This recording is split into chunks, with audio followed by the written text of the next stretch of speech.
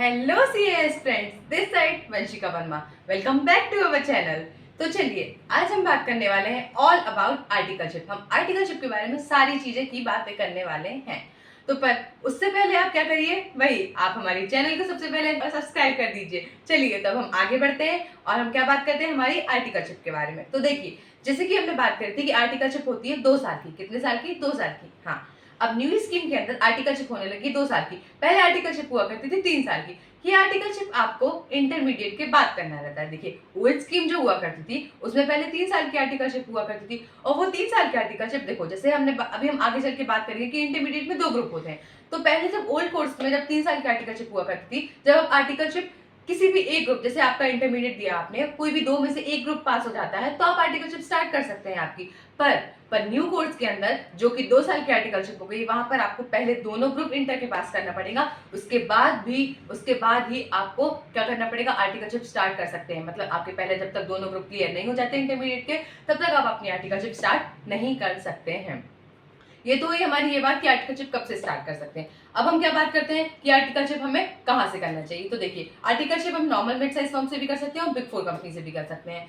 तो देखिए, big 4 company से हमें कहाँ प्रेफर करना चाहिए, किन लोगों को बिग 4 कंपनी प्रेफर करना चाहिए। तो जैसे कि हमने बात करी थी, वो लोग जिनको मतलब भी पहले से माइंडसेट बनाकर रख ही चुके हैं कि हमें आगे चल के सीए बनने के बाद जॉब ही करनी है, जिनको जॉब ही करनी है मतलब आगे चल के, तो उनको बिग 4 कंपनी में ज्यादा अप्लाई करना चाहिए। बिग 4 कंपनी से आर्टिकलशिप करना चाहिए। क्यों? तो क्योंकि जॉब के टाइम पे आपको अच्छा प्रेफरेंस दिया जाता है कि आपने बिग 4 कंपनी से आपकी आर्टिकलशिप की हुई है।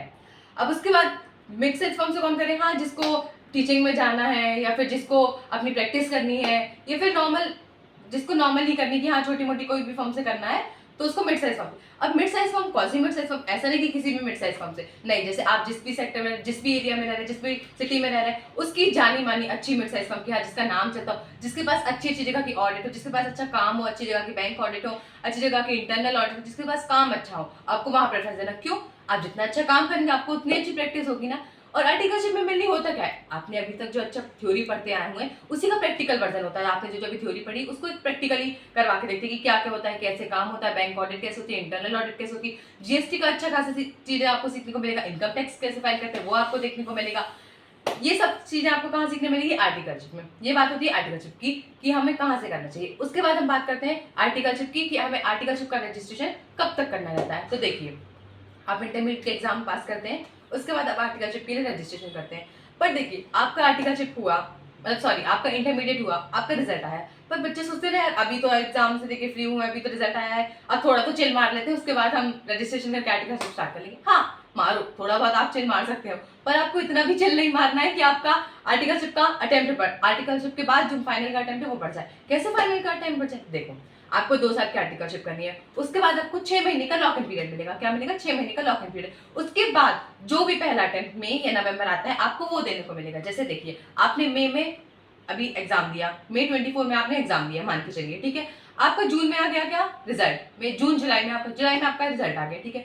तो अब जैसे जुलाई छोड़ दीजिए, अगस्त से आपने आर्टिकलशिप स्टार्ट करी, तो अगस्त 2025 एक साल होगा, अगस्त 2026 आपका दूसरा साल हो जाएगा। अब उसके बाद 6 महीने गिनिए, सितंबर, अक्टूबर, नवंबर, दिसंबर, जनवरी, फरवरी, हो गया। तो आपको अटेम्प्ट कौन सा मिल रहा है? फरवरी के बाद। फरवरी का मई वाला तो मिल जाएगा, आपको मिल जाएगा ना फरवरी का, क्योंकि फरवरी में आपके 2.5 साल, मतलब 2 साल 6 महीने खत्म हो गए, तो आपको क्या मई वाला टाइम देने को मिल जाएगा। पर बाई चांस फरवरी, मार्च, अप्रैल, ये 2 महीने आपके पास बीच में एक्स्ट्रा हो रहा है, 6 महीने के अलावा भी एक्स्ट्रा हो रहा है। तो चलिए, आपने अगस्त ना करके सितंबर से भी छोड़ के अक्टूबर से करा, तो आपके 2 साल कब खत्म होंगे? 2025 अक्टूबर, 2026 अक्टूबर, उसका 6 महीने नवंबर, दिसंबर, जनवरी, फरवरी, मार्च, अप्रैल। फिर आपको ऐसे में आप कहीं अगस्त के बाद आप अपने आर्टिकलशिप स्टार्ट करते, रजिस्ट्रेशन अगस्त के बाद करते, तो आपको मई वाला अटेम्प्ट तो देने को नहीं मिलेगा। फिर आपका अटेम्प्ट मई 2027 से कहाँ खसक के चला जाएगा, नवंबर 2027। इसमें आपके 6 महीने वेस्ट हो जाएंगे ना। आप अपने आर्टिकलशिप का पीरियड वैसे ही बेमतलब में बढ़ा रहे हैं, आपके फाइनल के अटेम्प्ट का बेमतलब में आगे खिसका रहे हैं। इसलिए आपको आर्टिकलशिप के लिए, हाँ, आप थोड़ा चिल कर सकते हैं इंटरमीडिएट के बाद, यहाँ आप भी पढ़ कर आए, वो मैं मानती हूँ, पर आपको इतना भी चिल नहीं करना है कि आप अपने फाइनल वाला अटेम्प्ट को आगे बढ़ा दें, ठीक है ना। तो आपको ये सोचकर रजिस्ट्रेशन करना है कि मेरा जो फाइनल का अटेम्प्ट आ रहा है 2.5 साल बाद, वो आगे ना खिसके, ठीक है ना। तो आप मई वाला अटेम्प्ट कर रहे हैं, मई वाला अटेम्प्ट दिया है आपने, इंटरमीडिएट आपने पास किया है, तो आपको अगस्त के पहले पहले आपको अपने आर्टिकलशिप के लिए रजिस्ट्रेशन करना है और आपको अपनी आर्टिकलशिप को स्टार्ट करना है।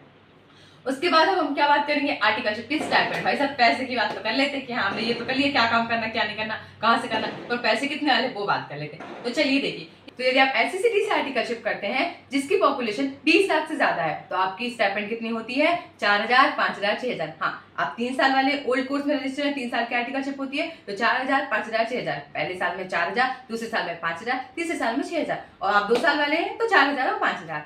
अब आप ऐसी सिटी से आर्टिकलशिप करते हैं जिसकी पॉपुलेशन 5 लाख से ज्यादा है और 20 लाख से कम है तो आपकी स्टाइपेंड होती है कितनी, 3,000, 4,000 और 5,000। उसके बाद आखिरी बात, यदि आप ऐसी सिटी से अपनी आर्टिकलशिप करते हैं जिसकी पॉपुलेशन 5 लाख से भी कम हो तो आपकी स्टाइपेंड कितनी होती है, 2,000, 3,000 और 4,000। हाँ, पहले साल में 2,000, फिर 3,000, फिर 4,000। पर अब हम बात करते हैं यदि आप किसी टॉप 10 कंपनी से काम करते हैं, टॉप 10 कंपनी से आर्टिकलशिप करते हैं, कौन सी टॉप 10 कंपनी से आप यदि आप अपनी आर्टिकलशिप करते हैं तो आपकी स्टाइपेंड रह सकती है 15,000, 20,000 और 25,000। जी हाँ, 15,000, 20,000 और 25,000। जितना वो टोटल नहीं कमाएंगे आप अपना कुछ ही टाइम में कमा लेंगे।